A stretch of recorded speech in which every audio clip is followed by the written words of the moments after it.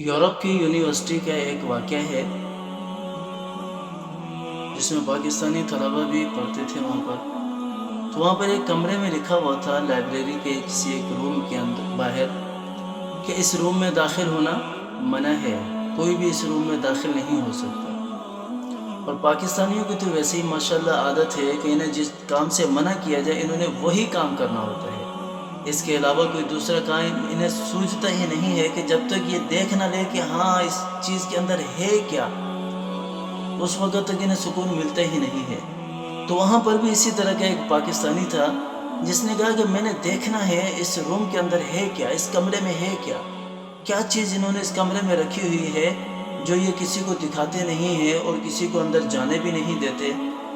تو رات کے وقت کسی طریقے سے اس نے جانا چاہا تو جو سیکورٹی گارڈ تھے انہوں نے دیکھ لیا، انہوں نے اسے پکڑ لیا. تو پکڑ کر اسے لے گئے اور وہ طالب علم، وہ اسٹوڈنٹ پھر بھی کہہ رہا ہے کہ مجھے اس کے اندر جو کچھ ہے وہ دیکھنا ہے، مجھے آپ نے نکالنا ہے، یونیورسٹی سے نکال دیں، جو کچھ کرنا ہے آپ کر دیں، لیکن مجھے دکھا دیں کہ اس کمرے کے اندر رکھا کیا ہے. تو وہاں کے جو آنر ہیں، بڑے ہیں، وہ کہتے ہیں کہ ٹھیک ہے ہم آپ کو دکھاتے ہیں لیکن آپ کسی کو بتاؤ گے نہیں کہ اندر کیا ہے کیا نہیں ہے. اس نے کہا ٹھیک ہے میں کسی کو نہیں بتاؤں گا، چلو مجھے دکھاؤ. تو وہ روم کا دروازہ کھول کر اسے لے کر جاتے ہیں تو ایک بڑی ساری میز ہے اور اس کے اوپر قرآن پاک کا نسخہ رکھا ہوا ہے، قرآن پاک اس کے اوپر رکھا ہوا ہے. تو وہ مسلمان دیکھ کر حیران ہو جاتا ہے، پریشان ہو جاتا ہے کہ یہ نان مسلم ہے، غیر مسلم ہے، انہوں نے ہماری کتاب یہاں پر کیوں رکھی ہوئی ہے. تو وہ کہتا ہے کہ میرا ایک اور سوال ہے، یہ چیز تو آپ نے مجھے دکھا دی، آپ نے یہ ہماری کتاب یہاں پر کیوں رکھی ہے، کس وجہ سے رکھی ہے، اس کا ریزن کیا ہے. تو وہ کہتے ہیں کہ دیکھو ہمیں دنیا کے اندر کوئی بھی مسئلے مسائل، کسی قسم کا بھی کوئی مسئلہ درپیش ہوتا ہے، چاہے وہ سائنس کے حوالے سے ہو، چاہے وہ میڈیکل کے حوالے سے ہو، چاہے وہ معاشرے کے حوالے سے ہو، چاہے وہ گھریلو معاملات ہو، خاندانی ہو، کسی بھی لحاظ سے ہو، چاہے وہ بزنس کے حوالے سے ہو، تجارت کے حوالے سے ہو. اگر ہم کسی مسئلے میں پھنستے ہیں تو ہم یہاں آ کر اس کا مطالعہ کرتے ہیں، اس کو پڑھتے ہیں، ریڈ کرتے ہیں، تو ہمیں اس چیز کا، اس مسئلے کا حل اس کتاب سے ہمیں مل جاتا ہے. اس کتاب کا مسئلہ ہمیں اس بک سے، یہ جو تمہاری آسمانی کتاب ہے، اس سے ہمیں مل جاتا ہے اور ہم اس مسئلے کا حل نکال لیتے ہیں.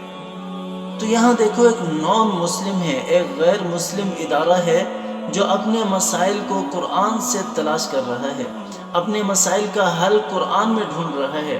اور آج ہم مسلمان ہو کر، ہم اہل ایمان ہو کر، ہم قرآن کی طرف رجوع نہیں کرتے، اپنے مسائل کا حل قرآن میں تلاش نہیں کرتے، اپنے مسائل کو قرآن میں نہیں ڈھونڈتے. ہم جو ان کا جو بنایا ہوا لارڈ میکالے کا قانون ہے، اپنے مسائل ان میں تلاش کرتے ہیں، اپنی عدالتیں ان کے مطابق چلاتے ہیں، اپنی عدالتیں، اپنے مسائل ہم قرآن کے مطابق نہیں چلاتے. تو علامہ اقبال نے بھی کیا خوب کہا ہے کہ وہ زمانے میں معزز تھے مسلمان ہو کر. صحابہ اکرام کی طرف اشارہ ہے کہ وہ زمانے میں معزز تھے مسلمان ہو کر اور تم خوار ہوئے تارک قرآن ہو کر. جب سے ہم نے قرآن کو چھوڑ دیا ہے، اپنی ایجوکیشن سے، اپنی لائف سے، اپنے بزنس سے، اپنے تجارتی معاملات سے، تو ہمارے سارے کے سارے کام بگڑتے چلے جا رہے ہیں، بگڑتے چلے جا رہے ہیں. کوئی بھی اپنے پایہ تکمیل تک نہیں پہنچ رہا، کوئی بھی کام جو ہے وہ اپنی منزل تک نہیں پہنچ، منزل تک پہنچ بھی کیسے سکتا ہے. مسلمان کی منزل تو قرآن ہے، مسلمان کی منزل تو اللہ کی ذات ہے، اللہ کی پہچان ہے. مسلمان کی منزل تو آپ صلی اللہ علیہ وسلم سے حقیقی محبت ہے، صرف زبان کی حد تک نہیں، حقیقی محبت. اور محبت کی پہلی شرط یہی ہے کہ اس سے وفا کی جائے. ہم کتنی وفا کرتے ہیں آپ صلی اللہ علیہ وسلم سے، ہم کتنی وفا کرتے ہیں قرآن سے، ہم کتنی وفا کرتے ہیں اللہ تعالیٰ کی ذات سے. تو ہمارے تمام مسائل کا حل ہمارے اسلام کے اندر ہے، انہی چیزوں کے اندر ہے جن کو آج ہم نے چھوڑا ہوا ہے.